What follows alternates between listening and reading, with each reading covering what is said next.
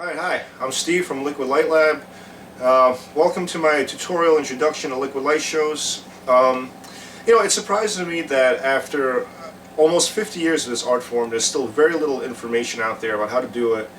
The liquids and just figuring out how to do it, that's really just like a basic, that's just like the very, that's just a starting point. There's a lot of ways to go with this, and there's a lot of different variations on this technique, and a lot of, a lot of room for innovation still, even though it's been around for 50 years.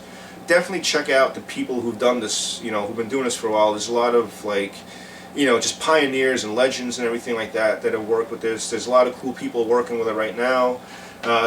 Your imagination is wide open as to any type of other device that you want to use.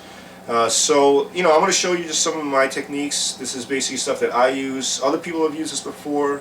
But like I said, there's no real rules to this. Go ahead, experiment, try out your own stuff, and have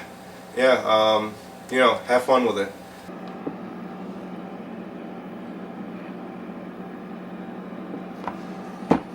Alright, let's begin. Here I have an LED tracing tablet. Up here I have an HD camera to record our presentation. For my bottom piece, I got just clock glass. It's a dome from the front of a clock. In this case, it's a square one. And we're going to begin with just basic tap water. So I'm going to pour a little bit of that in. It's kind of hard to see because of the light here. It's making it hard to really see the definition of the water. But if this was on an overhead projector, you'd be able to see it very clearly. And we're going to add in some mineral oil. And mineral oil, you can get it in any pharmacy. It's basically used as a laxative. And if you got a real good sense of humor, you're going to go in to a pharmacy and buy yourself some mineral oil and some latex gloves at the same time, and you get some interesting looks from people who work behind the counter. But anyway, so let's color some of the water first. You can really use anything to color it. It's very easy to find a water-based dye. In this case, I'm using Dr. Martin's transparent watercolor, and I mean, you can really use anything. You can use food coloring, inks and stuff like that. In this case, I like their stuff because they have a lot of different shades and a lot of different colors. So here you might not really be able to see it well, but the water is already starting to get colored. And these little dots right here, this is actually mineral oil here. And so there's not really anything for this yellow right here to really dissolve into, unlike the water here. So that's why you have these dots going on. And we're hopefully going to clear that up a little bit more by adding in some oil color. So oil dye is definitely one of the harder things to find here. A lot of times people, they might recommend using candy dye. I don't like it as much because it's just, it's not as concentrated and as thick. In my case, I like to use candle dye. And let's drop in a drop here, and this is going right into the oil, and you can see it's slowly starting to spread. Now what happens when we drop the oil dye into the water part? Much different results. Actually, right there. Yeah, sorry, that was actually still oil, but here, now the oil is floating on top of the water, and you can see how much more fluid it is, and how all these cool little shapes are happening.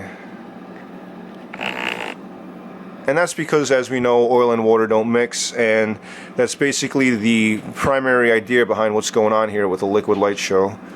So let's kind of switch these around a little bit, and we can get the blue start mixing in with the oil, and the yellow is mixing in with the water. And because you have the blue floating on top of the yellow, you're starting to get a little bit of green.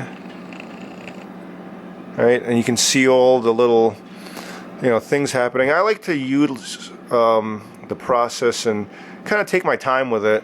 There's a lot of cool things that happen while these dyes and everything are mixing in with their substances, and you can get a lot of mileage out of that.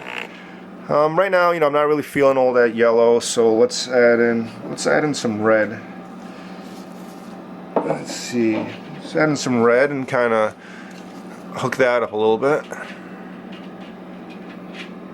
And see, if I drop the red into the oil part, you can see this kind of stays there, but over here it like flowers out and it starts blending in with the water. Now you can start here, and so you got your oil and you got your water, and you can take a top piece of clock glass. And again, it's a little curved. You want to make sure that the two pieces fit well together so you can create a nice seal. That's probably the second hardest thing to find for doing this style of liquid light show. Not all pieces of glass fit together the same. So you kind of got to look around, you got to try them out. After a while, you'll be able to tell, you know, based on the curvature of them, and you just get a better idea of whether they're going to fit with each other. Here, let me zoom in. This is kind of what I was talking about, how some of the cool things start happening. You know, right here, you already got all these beautiful colors and really cool shades and, you know, scenes going on here. Just from as the red and the yellow is starting to blend together. And that's all happening underneath the blue as well. So you can see some of the cool colors that are happening here. The oil here is starting to drip into the water. That's because the clock, you know, it's a dome piece of glass. So everything's kind of floating towards or gravity's sucking everything towards the middle. Let's put on this top piece and see what happens. So I'm already starting to push it around, and you can kind of, you know, you can kind of start seeing some of that classic, you know, liquid light show stuff going on here. But you know, it's still kind of, you know, it's still not really doing it right. You can see some of it, but it's kind of muddy. It's not really, you know, it's real pasty. What's happening right now is that my my mineral oil is starting to stick to my glass. And there's not really enough water in there also to kind of, you know, to squeeze around. Remember, these two will never mix, and so one will always push the other one out. So let's add a little bit more water to that. I'm just going to do like a little splash of it, and put in some more of that red to bring out the definition a little bit better.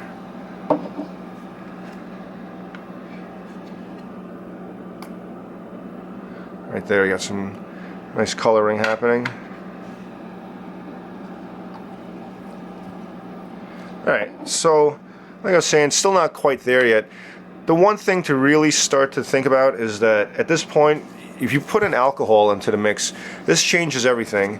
It's sort of, it does mix in with water. Alcohol, it is, until you mix it in though, it is immiscible and it will float on top of water. Use isopropyl alcohol, not ethyl. Ethyl stinks really badly, but it sort of acts like a lubricant for in between the water and the alcohol. And you'll see once I pour this in, it's really going to start opening things up a bit and really start spreading the oil and just letting the oil sort of, I guess it lets it bubble up might be the best way to describe it. The oil becomes, it kind of cuts through it, and so you can get these cool, you know, blobby shapes that you recognize as more of that classic, you know, really trippy, really good, whatever the hell you want to call it, look. And right there, see, we've broken up the oil. It's no longer this pasty mess. It is now this psychedelic goo. Alright, and you can kind of, now what I'm doing is I'm moving it up and down, and I'm doing this also to kind of jar it and mix everything all together a little bit better. And let's go ahead, and I'm going to put actually a whole bunch more mineral oil into this. So you can see now it does some pretty cool stuff when you do this, because it's going to go in clear, right? So far the blue is already your mineral oil colored with oil dye. Now we can just put in a whole bunch more mineral oil but without coloring it. And let's see what happens. And of course the orange stuff around it is yellow and red. Watercolor with some alcohol mixed in to that part. Let's shake this up a bit. So you can see how the water is starting to encroach and push around the oil. And this is, now that we have a good amount of oil in there, now you can really see it happening and see what, you know, all that cool stuff going on. And it hasn't even mixed in yet. So let's kind of, you know, and I'm going fast here. I like to take my time with this, you know, during a show or something like that. But you can see already we're getting all the separation of the oil, and that's because of the alcohol and water surrounding it. Right there, you can already see all that cool stuff happening. You know, and so what's happening is the oil, because normally, as you know, oil will float on top of water, it's starting to, because this dish is bowled, going inward, the oil is starting to float out and it wants to be on top of the water. So the oil is going to end up on the outside and the water is going to end up in the middle. And so you have all these cool little shapes right here, which are, you got your oil, and your dye is starting to sort of mix in there, but not quite yet.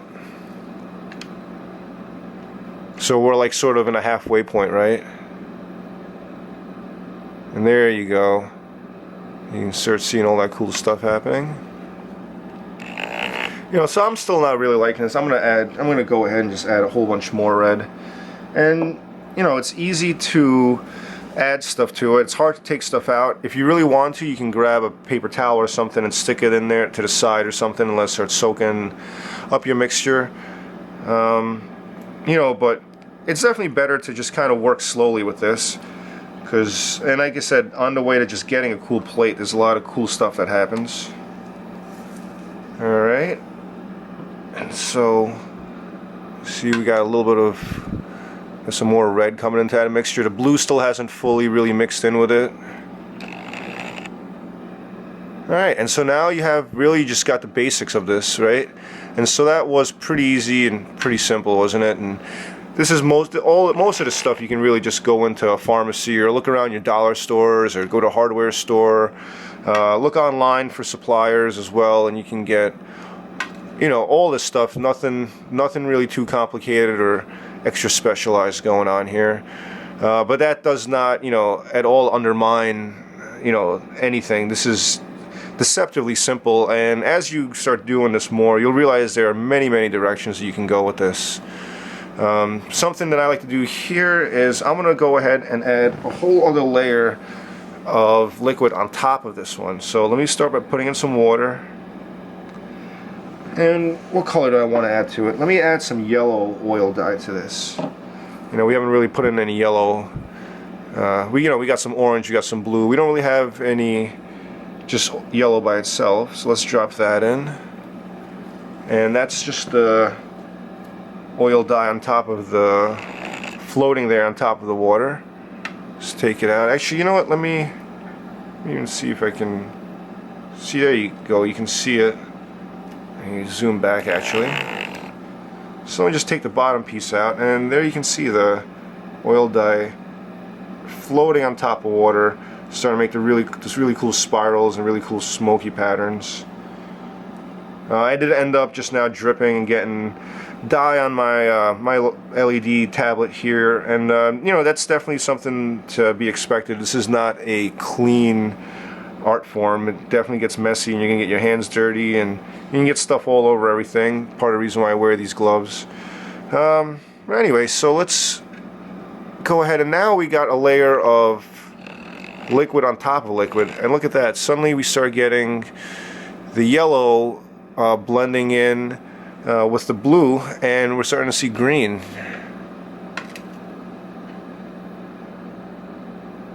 We got a whole bunch of layers of stuff going on here too, which is pretty cool.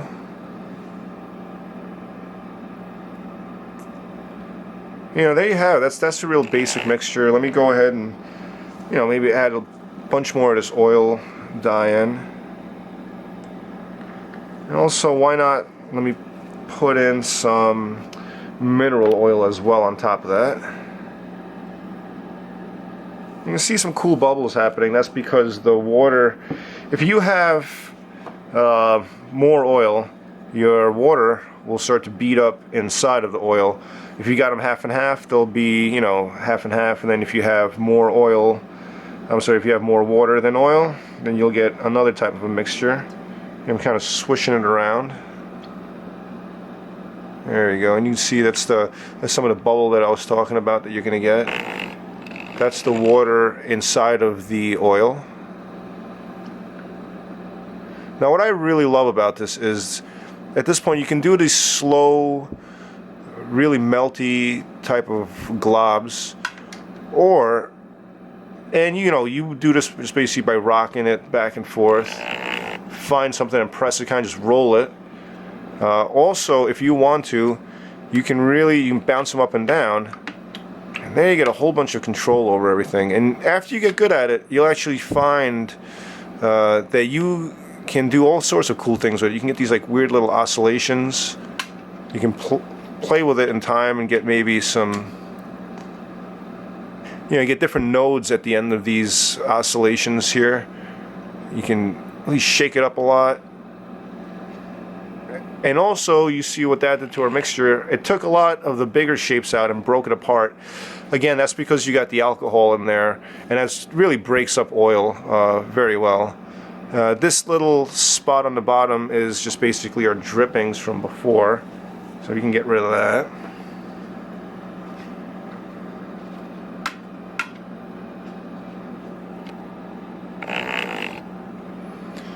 And yeah, that's it. That's one of the several ways to do a basic liquid light show.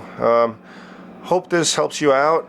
Email me if you got any questions, steve@liquidlightlab.com. Check out more of my videos. Check out my website, liquidlightlab.com. Like us on Facebook at facebook.com/liquidlightlab. Alright, thank you. And then again, if you like this stuff, check out other types of handmade visuals or other types of analog things, or really stuff that deals with performing visuals in real time. I find that to be very important, and of course a lot better than some stuff that we see that might be like just video clips or kind of lazier stuff. Here you have human intuition. Human is at front and center here, and that's what I love about it the most, is being able to perform live with music and in front of a crowd, and that energy and that feeling and everything that's going on in the room at that time. You can translate that, and you're 100% in there, feeding off of it and helping to create it.